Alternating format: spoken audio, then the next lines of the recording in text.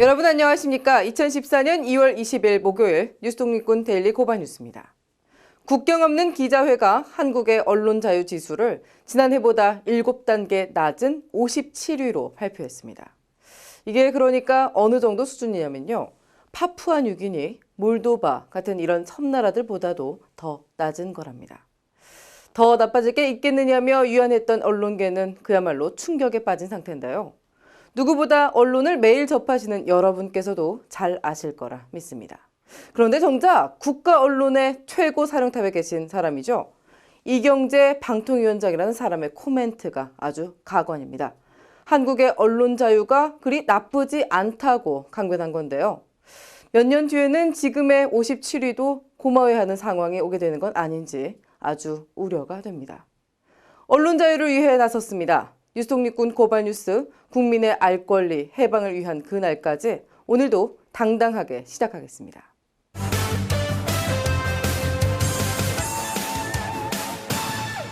자본 권력 삼성을 바로잡기 위한 범국민 운동. 오늘 그 첫 발을 내딛었습니다. 민변 등 200여 개 시민단체로 구성된 삼성 바로잡기 운동본부가 본격 출범한 건데요. 삼성과 싸우는 노동자들을 지원하고 삼성의 부패와 비리를 감시, 고발하는 역할을 수행할 계획이라고 합니다. 오늘 출범 기자회견에서는 삼성이 위임받지 않은 통치를 하면서 한국 사회 민주주의를 짓밟고 있다는 규탄이 이어졌습니다. 삼성이 없어질 필요는 없습니다. 하지만 총수일가에 대한 족벌, 경영, 세습과 같은 정말 비정상적인 그리고 세계에 유례가 없는 일들은 당연히 바로잡아야 될 것이고, 현재는 노동자를 한편으로는 백혈병에 걸리게 해서 목숨을 잃게 하고 있지만 다른 한편으로는 그 병 걸린 사람들에게 의료를 매개로 돈을 더 벌려고 하는 의료 민영화를 또 추진하는 주체이기도 합니다. 12.19 관권 부정선거를 규탄하는 종교인들의 목소리가 연일 이어지고 있습니다. 이번에는 천주교 등 5개 종단 평신도들이 연합 시국 기도회를 열고 진상규명을 위한 특검 도입을 강력히 촉구했습니다. 목숨을 내놓을 각오로 박근혜 정권의 불의에 항거하겠다는 뜻도 밝혔습니다. 그러면 박근혜는 어떻겠습니까? 이명박이라는 연출을 하는 감독 조정하에 모든 국가기관을 동원하여 부정선거로 국민의 권리를 찬탈한 것입니다. 그렇게 해서 지금 청와대에 가 있습니다. 오늘 5대 종단 여러분들이 모였습니다. 종교가 우리 신앙인이 지향하는 것이 무엇입니까? 불의가 있고 기만이 있고 거짓이 있는 곳에 정의의 칼을 높이 들고 공기력이 있는 곳에 평화의 깃발을 높이 들어야 됩니다. 23년 만에 무죄 판결을 받은 강기훈 유서 대필 사건. 진실이 드러나는데 무려 23년이 걸린 건데요. 그런데 정작 검찰 반성해도 모자랄 판에 대법원의 상고해 무리를 빚고 있습니다. 멀쩡한 청년에게 평생 누명을 씌우더니 힘겹게 드러난 진실을 덮기에 급급합니다. 그것도 금쪽 같은 국민들 세금으로 말이죠. 정치 검찰의 끝이 과연 어디인지 고발뉴스는 국민들과 함께 두 눈 똑바로 뜨고 지켜볼 것입니다.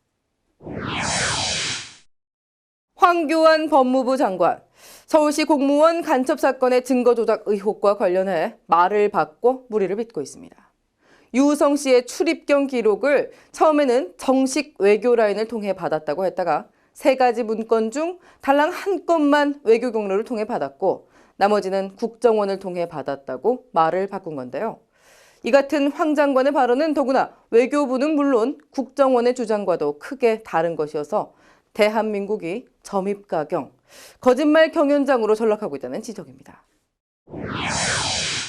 셋개녀 곽현화 씨와 연출가 탁현민 씨, 그리고 음식평론가 황교익 씨가 함께하는 시사요리쇼 밥 한번 먹자. 음식 이야기와 시사를 버무린 아주 맛깔나는 방송으로 요즘 인기를 얻고 있는데요. 시즌 1을 끝내고 시즌 2에 들어갔는데 제작비 부족으로 아주 어려운 상황이라고 합니다. 굿펀딩을 통해 제작비를 마련하고 있다는데요. 함께 해주시면 큰 힘이 될 것 같습니다. 또 내일부터는 밥 한 번 먹자 3일 후원 카페를 연다고 하는데요.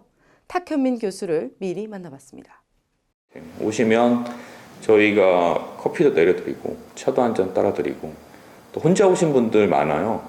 말벗도 내드리고 그러면서 한두 시간 혹은 서너 시간 놀다 가시면 되는 거예요. 조용히 앉아서 책 읽다 가셔도 되고 또 금토일 주말이라 홍대 쪽에 나오실 일도 많고 또 볼거리도 많이 있으니까 어디 돌아다니면서 식사도 하시고 그러다가 힘들고 다리 아플 때 잠깐 들려서 커피 한잔 하고 가신다.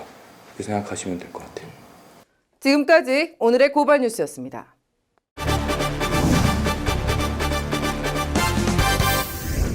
국가가 생활이 어려운 국민들의 최저 생활을 보장하기 위해 제정한 법이 바로 국민기초생활보장법입니다. 정부, 여당이 이 법을 대폭 손질하겠다고 나서 시민단체의 반발이 이어지고 있는데요. 오늘은 국민리포터로 새롭게 합류한 참여연대 김남희 복지노동팀장이 국민기초생활보장법 개정안이 갖고 있는 문제점을 짚어드립니다. 사회의 가장 어려운 사람들이 그 사회의 수준을 보여준다고 합니다. 그렇다면 대한민국은 어떨까요? 우리나라에서 헌법상 보장된 인간다운 생활을 할 권리를 최초로 실현한 법률은 1999년 제정된 국민기초생활보장법입니다. IMF 외환위기 상황에서 누구나 빈곤층이 될 수 있다는 것을 경험하고 사회 안전망이 전혀 없는 상황에서 발생할 수 있는 비극을 목격하면서 누구나 인간다운 생활을 할 권리, 기초적인 생활에 대한 권리를 보장받아야 한다는 사회적 합의가 생겼습니다. 이러한 사회적 합의가 반영된 법이 바로 국민기초생활보장법이고 이로 인하여 국민은 정부로부터 기초적인 생활에 대한 권리를 법적으로 보장받게 된 것입니다. 그런데 지금 정부와 새누리당은 이러한 국민기초생활보장법을 대폭 개정하려고 하고 있습니다. 보장 수준을 강화하고 사각지대를 해소하고 맞춤형 제도로 바꾸겠다고 하는데 뭔가 좀 이상합니다. 예전에는 법적으로 보장되던 기초생활보장 제도를 급여별로 쪼개서 각 부처의 예산과 재량에 맡기는 방향으로 변경한다는 것이 정부가 추진하는 법 개정입니다. 보장 수준과 대상은 넓히겠다고 하는데 계산해보니 오히려 예산은 절약할 수 있다고 합니다. 더 많은 사람에게 준다고 하면서 예산은 줄인다면 결국 꼭 받아야 하는 사람들이 못 받게 되는 것이 아닌가요? 국민기초생활보장제도를 지키고 더 발전시키기 위해서 시민사회, 노동, 종교, 여성, 빈민, 장애, 자활, 사회복지, 청년단체가 함께 모여 지난 2월 10일 발족 기자회견을 하고 정부가 추진하는 법안의 문제점을 설명하는 기자 설명회도 개최하였습니다. 평생 한 번은 빈곤층이 될 확률이 있는 사람은 40%가 넘는다고 합니다. 빈곤은 소수의 문제가 아니라 우리 모두의 문제이기도 합니다.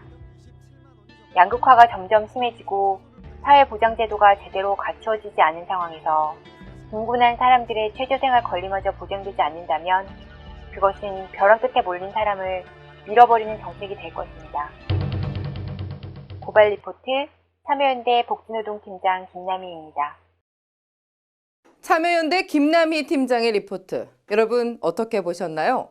저희 고발 뉴스는 블로거들을 비롯해 다양한 의견을 가진 시민단체들의 참여 또한 기다립니다.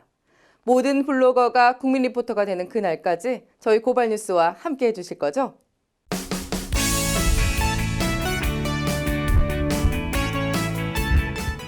대쪽같이 고든 직설로 우리 사회의 불편한 진실을 깨우쳐주는 분이시죠.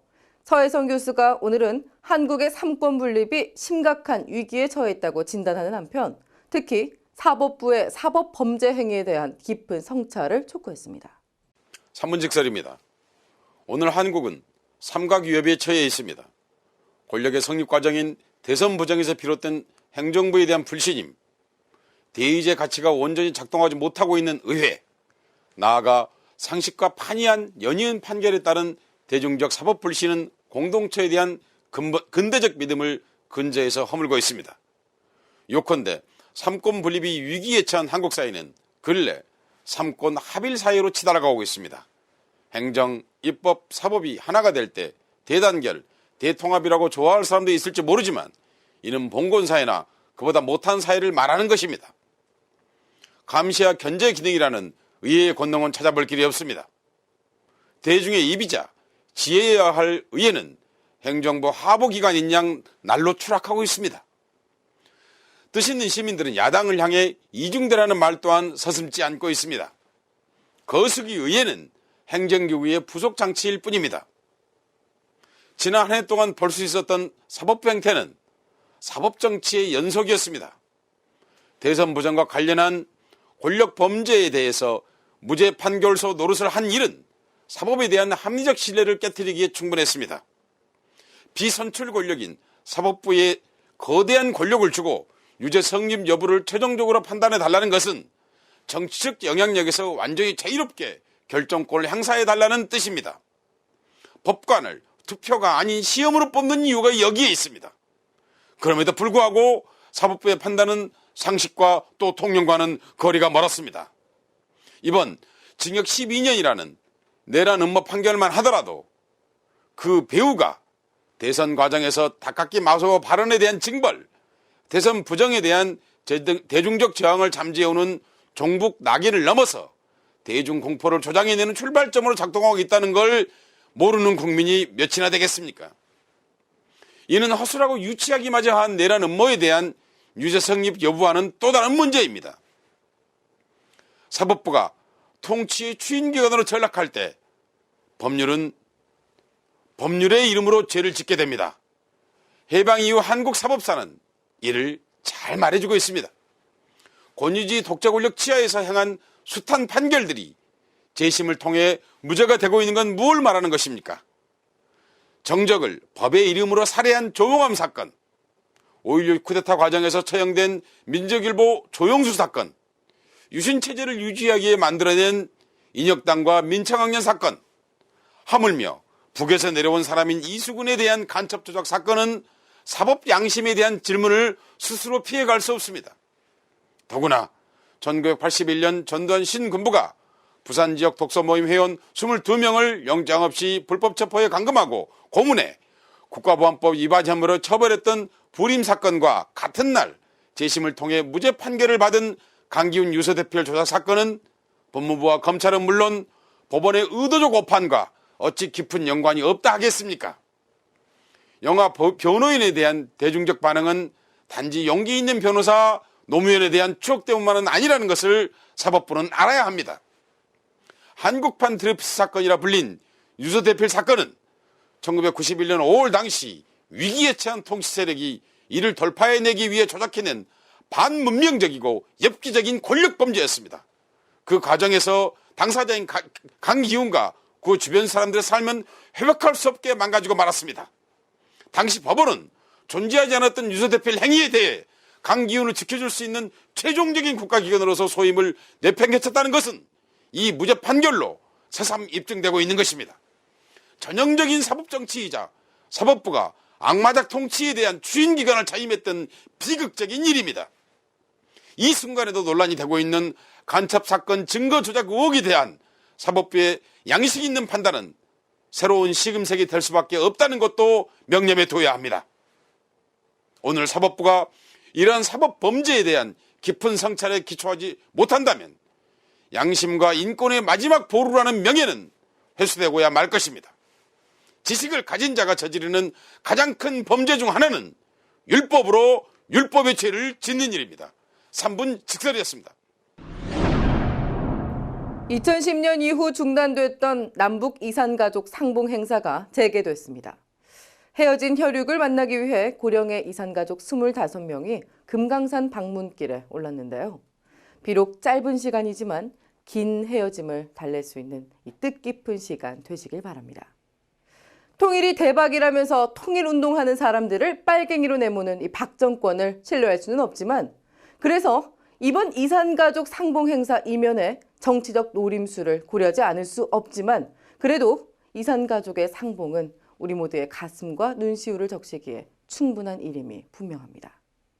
이번 상봉이 남북 간의 다친 마음에 균열을 내는 봄바람으로 작용하기를 진심으로 기원합니다. 뉴스 독립군 고발 뉴스 오늘 여기까지입니다. 주말 촛불 집회 현장에서 만나 뵙겠습니다. 시청해주신 여러분 고맙습니다.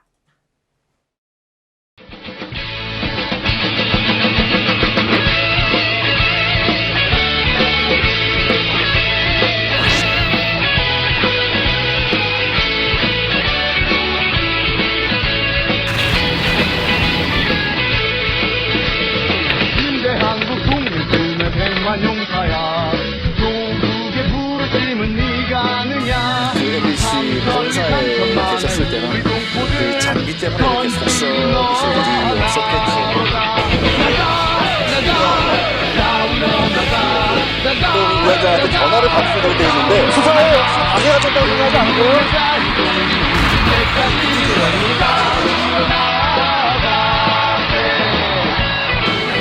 10년 전에 고발뉴스닷컴 이상호 기자의 고발뉴스라고 하는 홈페이지를 만들면서 그때 사실 어려졌을 때 초년병 기자 생활을 할 때부터 너무 많은 사람을 구속시켰거든요. 그리고 너무 많은 사람을 다친 걸 봤고 근데 내가 도대체 이 기자직을 왜 하는 건지 되게 회의가 됐더라고요. 그래서 내가 그 홈페이지에도 담아놓은 얘기지만 내 국민의 삶이래요. 그러니까 고발은 사람에 대한 증오가 아니라 사회에 대한 사랑입니다.